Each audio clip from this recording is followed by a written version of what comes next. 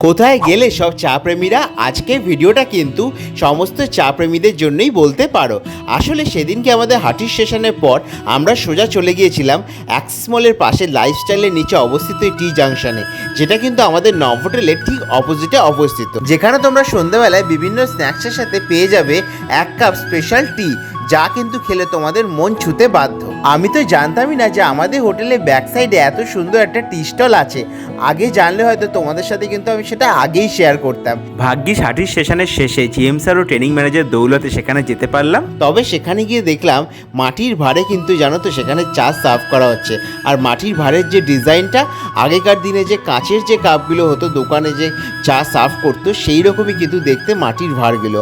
আমার তো বেশ ভালো লাগলো, যেমন ইউনিক ছিল ভাঁড়টা, তেমনই কিন্তু চায়ের টেস্টটাও কিন্তু অসাধারণ ছিল। তোমরা যদি এরকম আরও ভিডিও পেতে চাও তাহলে অবশ্যই কিন্তু সাবস্ক্রাইব বাটনটা ক্লিক করতে একদমই ভুলবে না।